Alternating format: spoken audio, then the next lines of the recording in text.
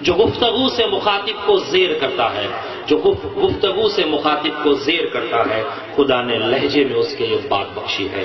مونس محمد نعیم فاروقی۔ صدر علی وقار، مہمانان محترم، منصفان مکرم اور شریکان محفل، السلام علیکم ورحمۃ اللہ وبرکاتہ۔ موضوع سخن ہے اسلامی معاشرے میں صلہ رحمی کی اہمیت۔ اسلامی معاشرے کا آغاز مکہ معظمہ سے ہوا اور مدینہ میں تکمیل ہوئی، اور اس کا نور پوری دنیا کو روشن کر گیا۔ یہ حقیقت ہے کہ آپ صلی اللہ علیہ وسلم کی تمام خوبیوں کا احاطہ آج تک کوئی نہ کر سکا۔ زندگیاں بیت گئی اور قلم ٹوٹ گئے، تیرے اوصاف کا ایک باب بھی پورا نہ ہوا، لیکن اتنا ضرور کہا جا سکتا ہے کہ آپ صلی اللہ علیہ وسلم کی تعلیمات اور کردار کا نمایاں وصف صلہ رحمی ہے۔ تمام انسانی رشتے اس ایک خوبی کے دائرے میں سمٹ آتے ہیں۔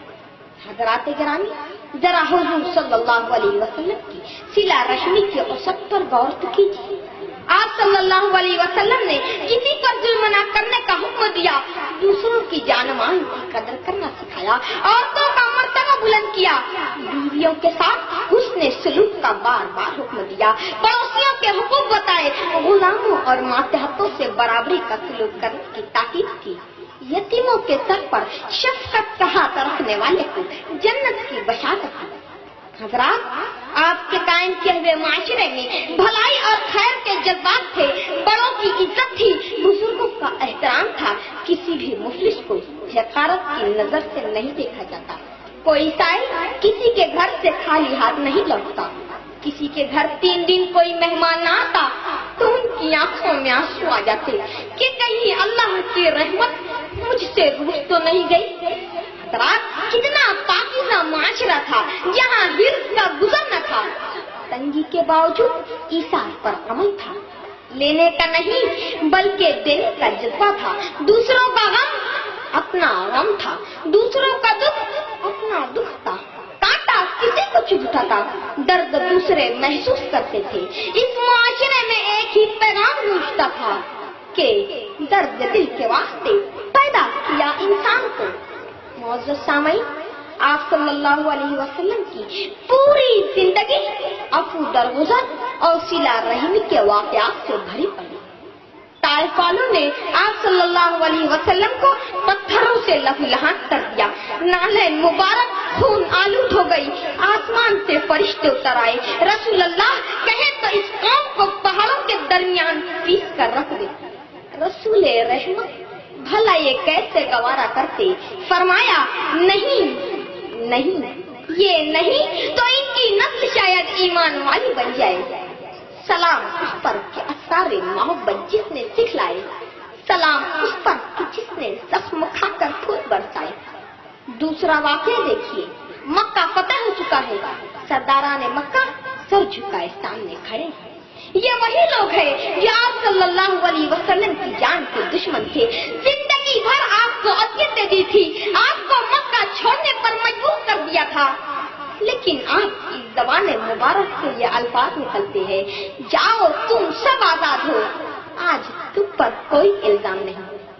حضرات، اس بے رحم معاشرے میں زندگی گزارنے والے اسلامی معاشرے کا تصور بھی نہیں کر سکتے، صلہ رحمی کی اہمیت کو کس طرح سمجھ سکیں گے؟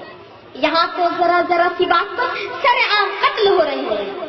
انسانی جان معمولی چھوٹی سے زیادہ اہمیت نہیں رکھتی، ڈاکہ زنی اور لوٹ مار عام ہے، دہشت گردی کا راج ہے، رشوت ستانی پورے ملک کے نظام میں خون کی طرح گردش کر رہا ہے، بے گناہ سلاخوں کے پیچھے ہیں، مجرم سماج میں دندناتے پھر رہے ہیں، تمام انسانی رشتے پامال ہو چکے، خواہشات بے لگام ہو گئی، خواہشیں بازار کی جانب لے جاتی تھی پھل، آج بازار چل کر خواہشوں میں آ گئے، برائیوں کے اس مقبول شکنجے سے نجات کا کوئی راستہ نہیں سوچتا۔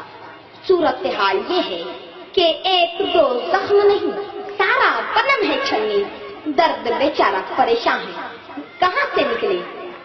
آج مشکل ہے کہ ہم اس اذیت ناک معاشرے کا حصہ بن گئے، برائیوں کے اس دلدل میں فراموش کر بیٹھے ہیں جس دور سے نازاں تھی دنیا. ہم اب وہ زمانہ بھول گئے, غیروں کی کہانی یاد رہی اور اپنا فسانہ بھول گئے. حضرات گرامی, ہم نے حالات کے ناموافق ہونے کی وجہ معلوم کرنے کی کوشش نہیں کی. ہم نے کبھی غور نہیں کیا کہ ہمارے بے گناہ نوجوانوں کو جھوٹے مقدمات میں کیوں پھنسایا جاتا ہے, انہیں جیلوں میں کیوں ٹھوسا جاتا ہے. لوگ ہماری جان کے دشمن کیوں ہیں, دنیا ہمیں مٹانے پر کیوں تلی ہوئی ہے. دراصل ہم نے نبی کریم صلی اللہ علیہ وسلم کی میراث کو کھو دیا, آپ کے بتائے ہوئے راستے سے بھٹک گئے. اگر اپنی کھوئی ہوئی عزت دوبارہ حاصل کرنا ہے تو آپ کے بتائے ہوئے راستے پر چلنا ہوگا. صلہ رحمی کا تقاضا ہے کہ ہم اپنی مصروف زندگی سے بیمار کی عیادت کے لیے وقت نکالیں. کسی کا انتقال ہو جائے تو اس کی تدفین میں شرکت کا اولویت دے, یتیموں پر شفقت کرے, مخلصوں اور ضرورت مندوں کی دستگیری کرے. لقمہ منہ میں ڈالنے سے پہلے سوچے کہ کہیں ہمارا پڑوسی بھوکا تو نہیں. ہم نے کبھی سوچا کہ ہم آسائش کی زندگی گزار رہے ہیں, لیکن نہ جانے ہمارے غریب رشتے دار کس حال میں ہیں. ہم تو خود بھی برادران وطن سے بہت دور ہو گئے.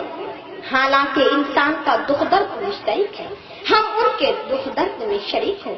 ان کے معصوم بچوں کے سر پر محبت کا ہاتھ رکھیں, پھر دیکھیں ان کے دلوں میں ہمارے لیے محبت کے سوتے کیسے پھوٹتے ہیں, کس طرح دشمنی دوستی میں بدلتی ہے.